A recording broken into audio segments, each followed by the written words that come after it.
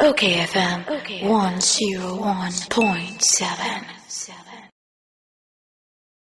Honorable Dr. Clement Apaak, a former lecturer, when the Obey politics no year Juma, University of Ghana, Legon, MP for Busa South, member, Public Accounts Committee of Parliament, Deputy Ranking, Education Committee of Parliament. Honorable Mwachi. Kwadon Kumatika here, Major So, the Chetia Funina. Once a Mauda, your family yaw. Eh, we are yaw, Uncle yaw. Me a yaw, and tea. And now it is the idiot. Not just Mauda. Why mean to me who ye? Now, the old say, I would share, a Benedino yaw. Anna add do Korean, Ghana for. Would you want ye? So, ye, dear, if it's a name. Oh, there be baby, a baby, dear. You have to mean Canasa. Majidis and Nessa, you see, no, and $1 now. Heaven said, in fear nine in Numa Tremonantesa. We say, Minim said, one cheek car, I can see, and get to Anna Uchi. And see, one pono. Danka, we bear 50 cedisa. Would me in your fuel, a man of son. Bear a name Unimiansa. I say 50 no cry and so 24 hours. If you are not boy in your family, what you ma?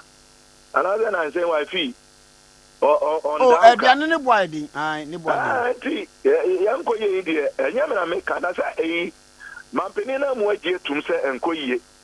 Na dear me any among you are mid dom, and then yet again and found and say. The ono essay and intina enko ye no. Ye yintum, ye nim say ono na wan woman ni ye.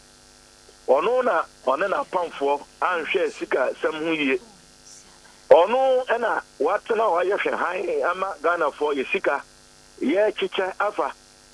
Ono na wama amapo omo pos omo kan yo maba duties was omo tua. Wa mo omo kwan duties no. Ba sad ye we. Minim some penso na wo ho said do yankofo a edi dwim wo port ahodo ne sa ne mane mai aye a perennial canker. Woman, the question enye adefofro. But na ye no ye sheda esi ginaye se bedu dwuma na ya so anu. So be kaya mampeni dada wanya ne baby ko. Ye nyina papa. Professor Mills. One of the idea no. Walk on port ho. As an obekono. One ma penny for experts a research. And a baby. Charge be a sikaya shrono ewo port no. Kwame nyesika ketwa. And on 1 2 on among a cohort, me did set a video no. Ewo and nay cry yebo. Okoye, your kind yina yenim. And no actually or setting up Revenue Mobilization Task Force. Said the air cost of port no. Sa task force na ebe ye adwuma to na sia ye no. Omo adwuma ne say, won me make sure. Say companies are won makra nyoma e de abagana. A omuntumi entry ahoto. Aye de akoto bonded warehouses. Answer on be yin nyoma na akoton no. E was so mutu ahoto.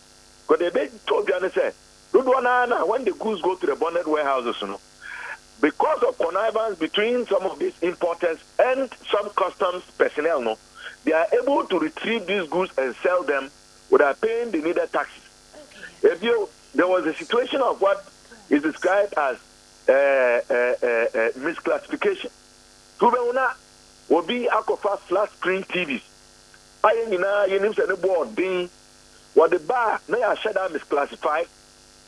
Say a body will intina a tuano, we take it to a be now no in your mano, now a cotton, and only just say we see or minor. Then we also have what we call re-exportation. And only saying ECOWAS, I near Fuano, only say Burkina Faso, Nemale no more, woman nipple, they are not on the coast. And in Shishawa, a chest say, oh free, sir. And my mind will not say, oh, crab goose at the bar. A twana, nke was a utriano.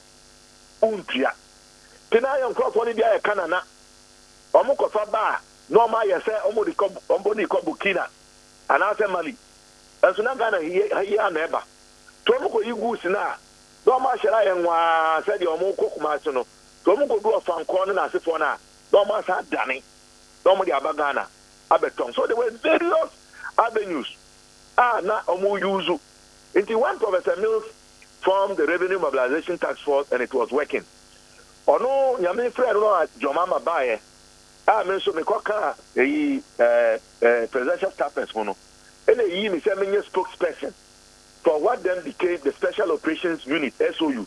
So at that time we were going around to some of these bonnet warehouses. Yachichi bikura ene to me ejiji sikano. I can tell you on record. And if the then GRA boss Blankson is listening, he can bear me out. The then finance minister said he can bear me out. Through the work of the Special Operations Unit, we were able to retrieve 1 billion Ghana cedis. Kwame, you're free, Hono, Yamutu, Bojo, they have gone back to the old ways. And that is what is happening. Until Bianca, they are able to join in as if one. Because the floodgates have been opened again, there is no attention, nobody is pursuing them, and they are just doing all kinds of things that they want, cheating the state. When we Nantina, Yako IMF no, and the Katashane Proya de Korean, the Auditor General support, Yabaka Wasem, and then Ukraine, and the Russian war, and then COVID by Isika Bedia buying some, Nkonya Bida. Russia and Ukraine war, match a Fiane buying. And in the day of war, who training have been a dear and or Yao at the Korean no.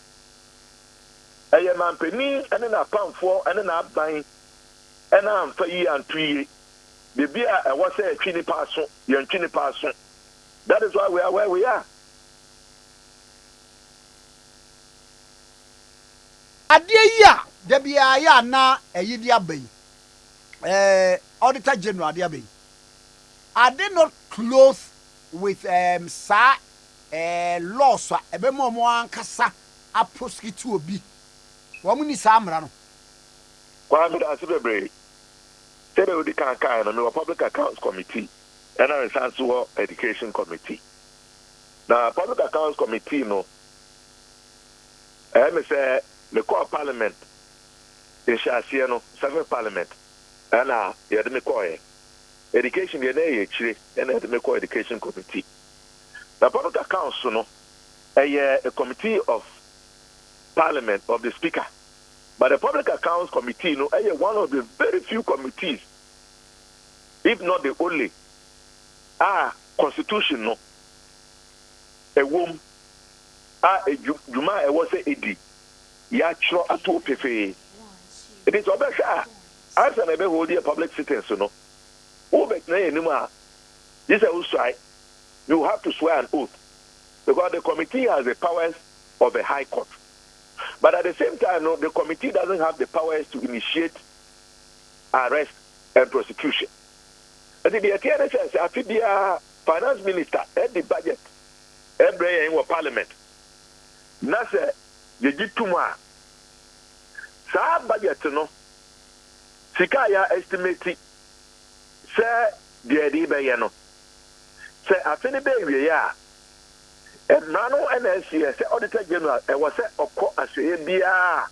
I buy another gun of Posika, Akodo Munsim. Someone funded Juma and Mayan. Now I caught to a mano, there will be service and some. Now I cast a monfa, a dance here, and Shrami. Such as the Minister of Education. Say be a monfancy, TVET institution, and other universities, another Minister of Health. The Casa Monfancy activity, another Rose, Monfanya Quine, another Ghana Cylinder Manufacturing Company, another MPA. The Casa Sikaya, Yadia Mumui, say the Monfanyano, and Yabia Mudia, a danciano, Ewahin. Say, sir, institutions, no, it made the a dance here, a dance pa, Emma Auditors, no, that's a Muya or Mushu. If they verify and confirm, say you, you have used the public resources and applied the public resources judiciously and properly. Then, one more report now. What you are saying? Yambo Dean said, say they have bought Yoko Dean said some 90 million Minister of Finance and I say for Yambo Dean, Chesawaya with Juma Finchim, a dancer so the ever. That's a mobile. That's a mobile year audit. No, that way to me and providing evidence to show the use and application of public resources entrusted to you for particular and specific purposes. Immediate audit now. Omo bibi your friend o exit conference. Na woma fremo. Na mo atenase. No ma ka say weni hwehwe mu no. Ye hu se muntumi enkyerɛkyerɛ aseɛ anaasɛ mummaye adanse a ebema yenye gidie sɛ saa sika yi sei na mo de ayɛ. Enti ye mamokwan sɛ mo bɛpɛ saa adanse no. So after that exit conference, the auditees, these are the institutions, so they have another 30 days within which so many evidence now they can go and present it to the district auditor, and then the district auditor will forward it to the national auditors for them to consider. If they are not so satisfied, audit service would write the omofeno management letter. That's how itemizing the issues, and they will give you another opportunity to be able to provide the evidence. When you then fail after the management letter has come to you, and they are compiling the Auditor General's report, say the 2021, that is when the institution, and as I say, and as I see, the member would be Auditor General's report, and as I was saying, say, buy contract away, was a 20 million. Mark of very contract, Abraham fat na quite so. Moya variation no sono. One fat and for I was a on be no moon says variation no. It is justified. And you know, yes, said, Diabeka hono. Obi no be, and a year canana. It is Sachicano, Munya Dane, Monsanfa, Sachicano, Emra. So when that report then comes to Speaker now Speaker Eddie Adan, the committee, Public Accounts Committee, say Yentutumano. But you see, this is the back end of the process. Well, we are. You say, so at the report, Echo down Speaker. Now, Speaker Eddie Abba plenary. Now, you do we will debate it. So you get 2 more. Now, after the Attorney General said here, say recommendations now, ebi a sɛ yɛnkyi obi na yɛnkyi n'aso yɛnkɔgye sika bi a akɔka beebi n'asefoɔ no. The Attorney General is then supposed to give effect to the outcome of the work done by the Public Accounts Committee as adopted by Parliament. Kwame, ɛnuru na ɛyɛ na amana akɔyɛ sɛ Public Accounts Committee sɛ ɛyɛ adwuma ɛnkosi aga bɛrɛnte but even with our citizens, Dudwana na omo ba sikana akamu and I said documents now must see omunya no. Woman to me at the documents in the bar. That's our documents omo the bar. You said that 50 more. There are some instances who want the documents are genuine. There are other instances who want the documents they have been created to try and cover up. In such instances we don't accept those documents, and many of them are made to refund and pay some of those money. Kwame, what the guy be saying about the Auditor General himself and answer the office? Any can you know him and answer there na Emrano and the fine Auditor General's office, not the Auditor General, the office. I will to me, I said, aban esika ebedu nsem se fa ye dwuma na to amfa nye se wedio se wodi achewo se wodi atobibio se wendim na kwan so na se site one Auditor General bet me aka se Sa sikana ye de ma o se pakosi asibiti. Aye koye yehu asibiti. Anase empo yehu asibiti no.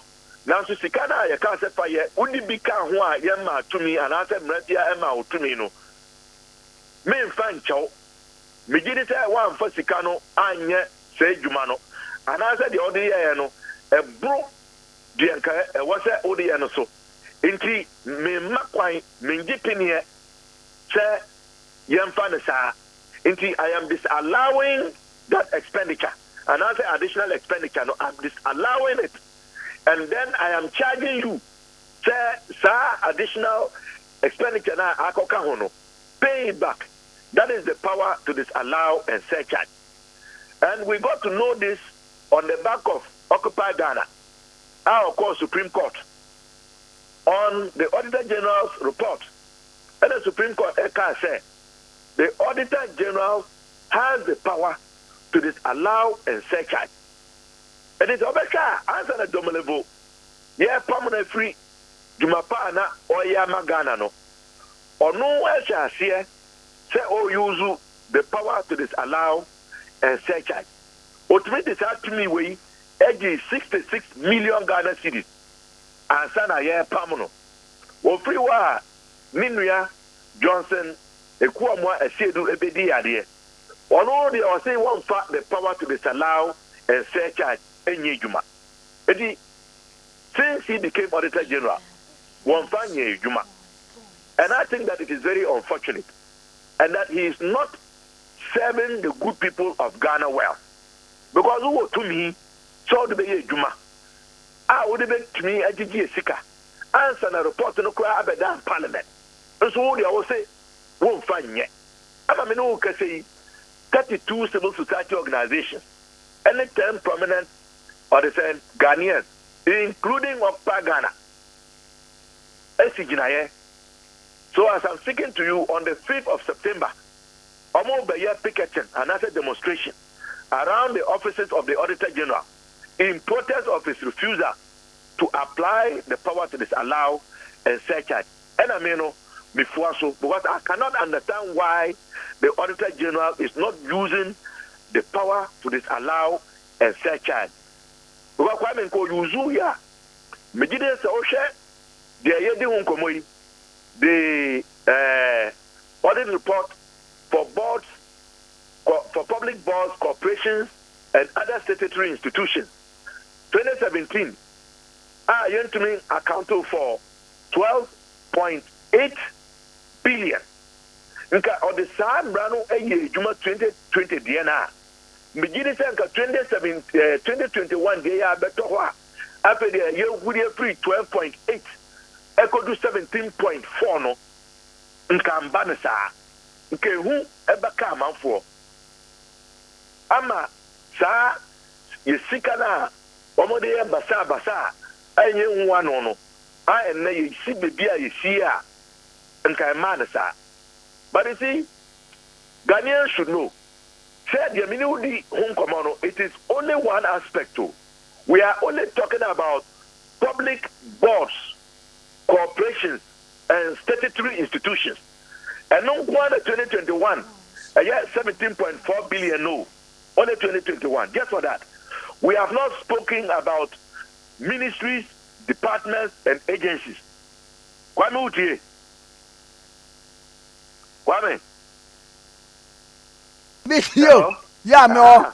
But I'm out for a raising question. Okay, we'll get there. Because I want Ghanaians to know that what cannot be accounted for is much bigger than the 17.4 billion. Because the ministries, departments, and agencies, now you the metropolitan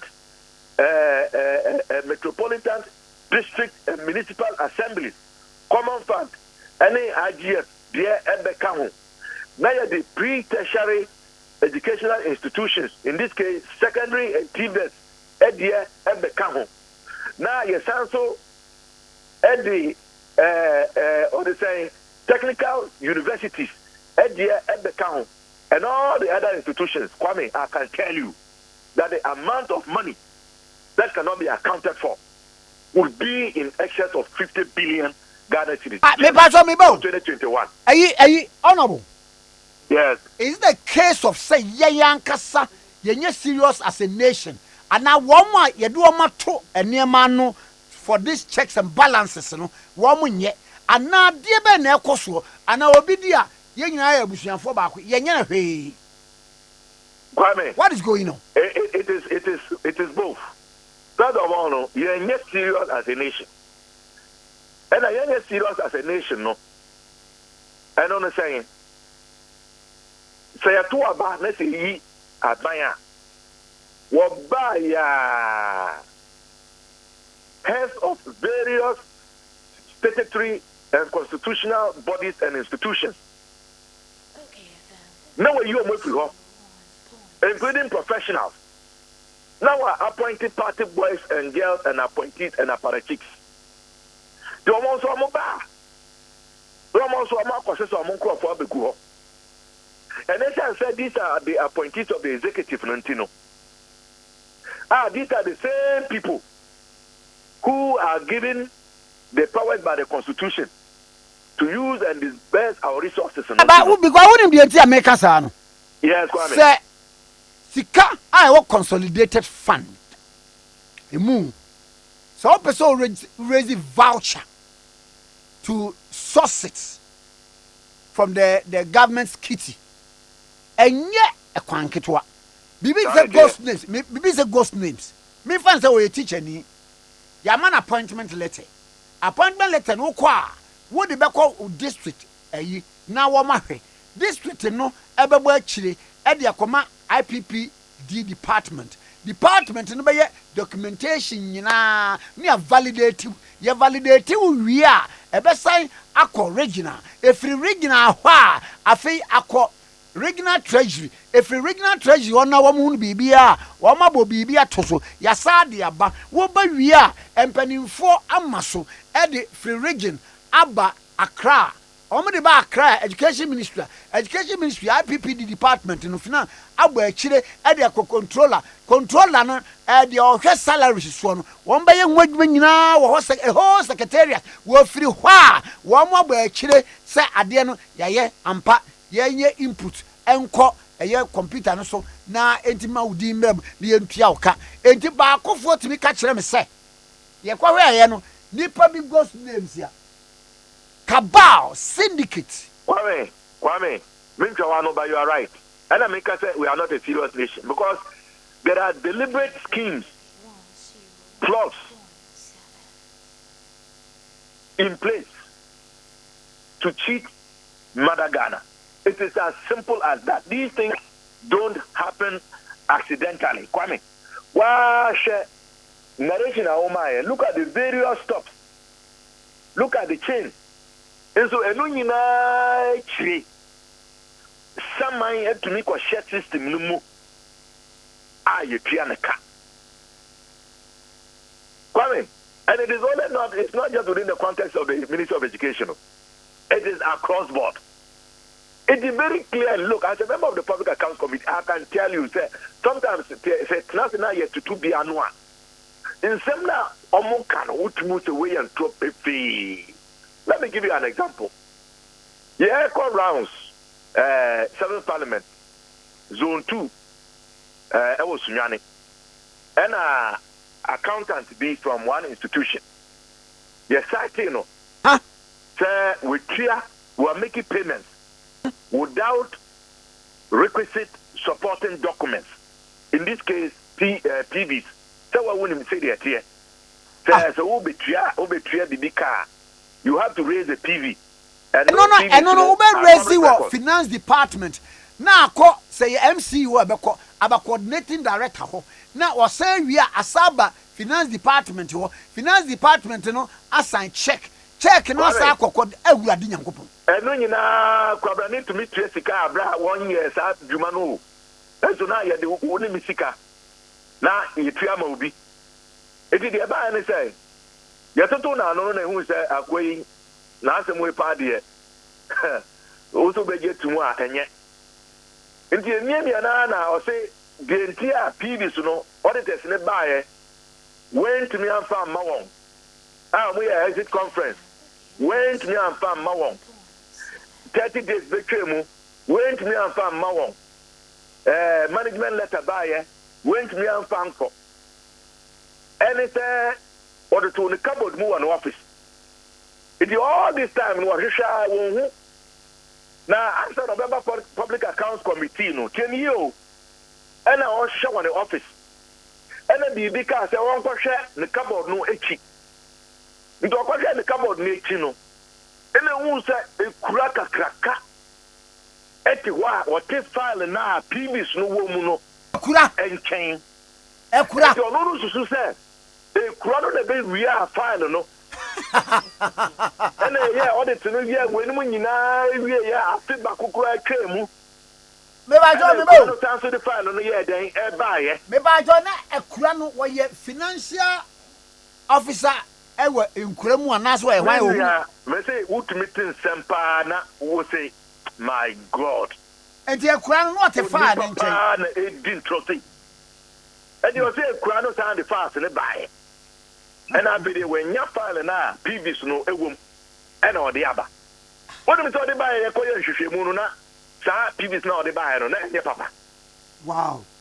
I mean, people are deliberately cheating the system.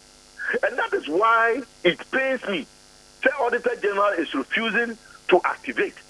And that is why it is important that the answer here, your Public Accounts Committee sitting, that's the report on record down Parliament, that's a Yutuma. There must be prosecutions.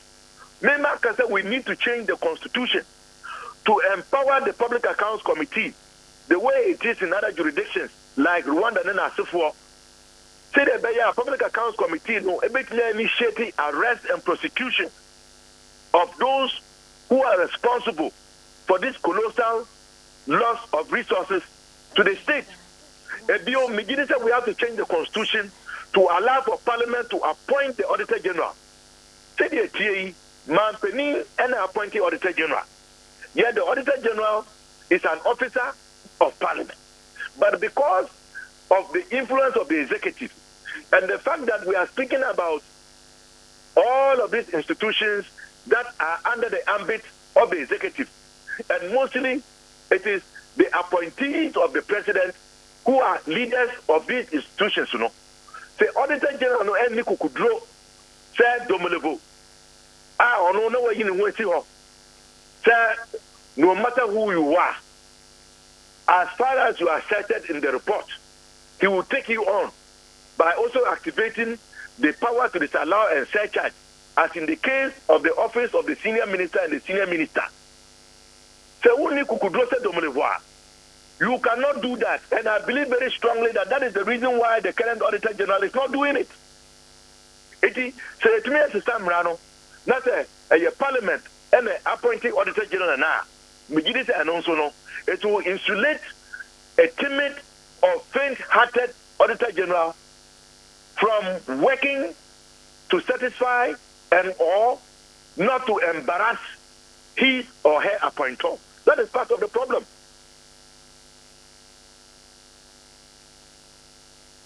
Mami yo, anano obi kachire me say, me yes say me probe further no say Auditor General's report no is not final unless say ya forensic audit into it. The reason say was it ebi o wa bra na wo mo ye no na the thing was in process enti na documents ni na but no mo ngada ni nyina e bra at Auditor General ebeye sa ehwehwemu no enti bia ya ehwehwemu na wie no wuntimi nka no finito say wo mo discuss na de na emum kise bia ye probe further by yoko na court na bia wo mantimi anfa document bia ma na betimi aka se sebi nipa na bokro no ana wo mokro no eno te say kwa me antisa the attorney say answer na Supreme Court be pronounce on the Occupy Ghana case no na nyina yegidi say audit report no am be do Parliament am a speaker am receive am pa ma Public Accounts Committee am yan tena ho am bobo mu a na enye final. But on the basis of the Supreme Court pronouncement, as soon as the report is completed by the Auditor General. The Auditor General now, he has the powers to activate, to disallow and surcharge, even before the report comes to Parliament. And no, that the current Auditor General, Empanye Juma, 32 CSOs, and Occupy Ghana, and Miabiti, yeah, bonus subo. But you see, it was that. Yema, any day, said the audit process is a known, open, transparent process. So every institution receive public resources. Before the end of the year, 31st December, no, you know that you should be preparing for your audit. You are professionals. The law says that. It is the beginning of the Fourth Republic. And it is a surprise. And I say, it is a will be a woman way to ma. Not a woman fat, and yet it would be here. You should have your documentation ready. Keep your files, your expenditure, and for before the auditors even arrive. And I said on Bepano, Kwame, they write to you. You know they are coming. And when they come, they spend at least a week or more, depending on the institution. They even sit down with you again at the exit conference. After they have finished that, Kwame, you have a whole 1 month again. And they will write to you the management letter, and you still have time within that period to respond. So what are all these excuses and Kokwanasi story? Kwame, good one, it is deliberate. It is deliberate. We, the educated elite of this republic, who have been funded to get our PhDs and MPhils and what have you, chartered accountants in Asifo, by the taxpayers, the poor Ghanaian. Mina now way crassy, una now way crassy. Say unko suadia. Na yemfa nimitiano. Emmeboa o man Ghana. Na yenye puntuduma. No mo ha. We are using the knowledge and skills and talents that we have earned on the back of the suffering masses of this country to create schemes, to plot schemes, to put in place strategies to cheat and deprive the very same masses who have made us who we are. Because any illiteracy, any one now who cries I won't go school. And yet, me wafa say, and I said, me wafa, or what doing our own school. Those who are responsible for the current state of the affairs of this nation, the corruption, the pillaging, the great loot and share, and everything that is wrong with this dear republic, is perpetrated by the educated elite. That is the truth. They are surcharged, they are whatever. But you Kwame, tell me, catch you say, Dominovo, or Shasia, say, Oyuzu, he was able to retrieve 66 million. And if you remember, or no enemy wafa, Matiamidu, women will do a number of press events. And they said that they were going to collaborate. There was going to be a collaboration between the Auditor General and the Office of the Special Prosecutor. When you know, who said you free ho? Akotonshu. Obi sending Facebook say into moment time na nkofo nwia say ya. That's at the time, we were still having audit reports. Sure. Which is true. But at the time we didn't know that the Auditor General had these powers. That is one. Namunim. Oh, okay. Then you nim ansana free beginning of Fourth Republic. Now be a court test here. As a nation, we didn't know that the Auditor General had those powers before the Occupy Ghana case. And Dominivo was giving effect to it. And he was partnering with the Special Prosecutor. And that is the way it should be. The Office of the Special Prosecutor is clothed with the powers to work with the Auditor General on these matters. But the power to say charge, It's not sacrosanct. If the Auditor General decides to disallow and surcharge, and that's a say it is in error, you can go to court, and the court will make a pronouncement. But the entire this Crown and Accessories Office of the Senior Minister, Diano, that things went the way they ought to have and went, was the manner in which the issue was handled vis-a-vis Dominable. Suddenly, evidence was found to exonerate or justify the paying of $100 million to Kroll and Accessories. But that is a special case. It is a case study about what some of us believe the political influence can impact on the work of somebody who is there to serve the state in his or her capacity as a constitutionally selected individual to lead a constitutional institution. And we shouldn't make any excuses. We ought to get serious.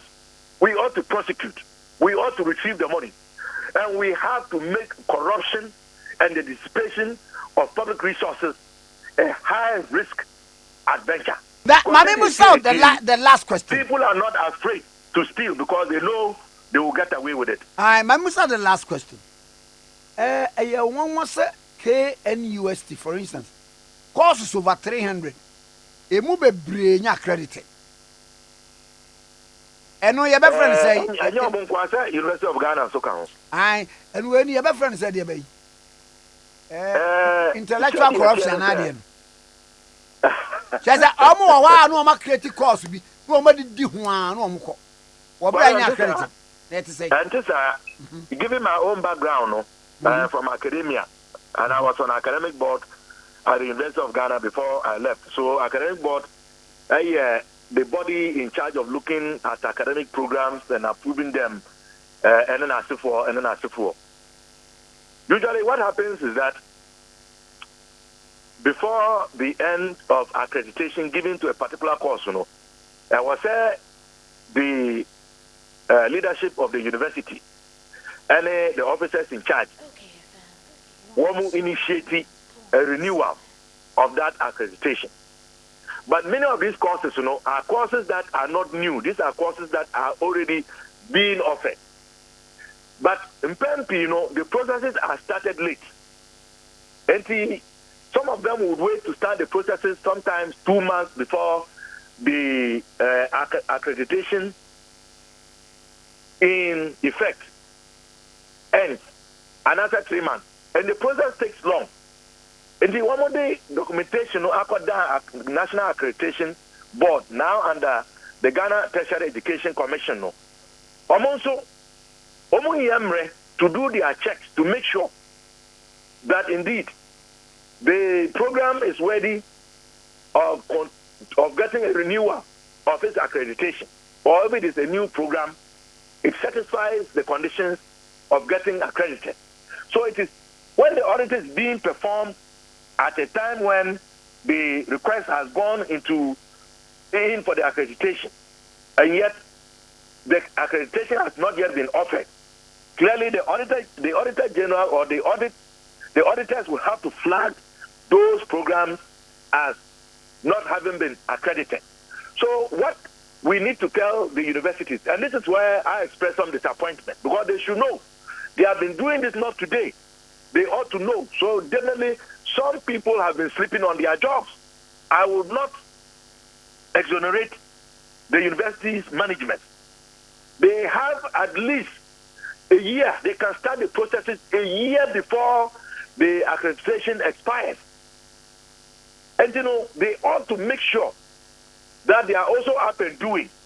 They are monitoring the programs. They are looking at the timeline so that they can put in the request for renewal a year ahead of the expiration.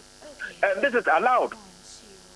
My friend, Professor Salifu, the boss of the Ghana Tertiary Education Commission, because a similar incident came up when we were looking at the 2019 audit report of technical universities.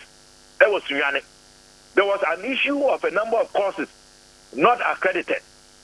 And so we raised those issues, and the Vice Chancellor explained. But we admonished him that they ought to start the processes early. Emma Koka Akra said you can start 6 months before the expiration. And Obeka said no, that is not the case. So I had to call Professor Salifu. And Professor Salifu confirmed that you can start the processes a year before expiration. And the universities should have known that. And so they ought to be up and doing to ensure that these things don't happen. But in the meantime, Ethan said many of these courses are already courses that are being offered. The accreditation can be given retroactively. And the students should not panic. It is not going to affect their degrees and the values of their degrees. Given that it has become public, Professor Salifu and his people at the Ghana Tertiary Education Commission are clearly listening, and they will take the needed action. OKFM 101.7.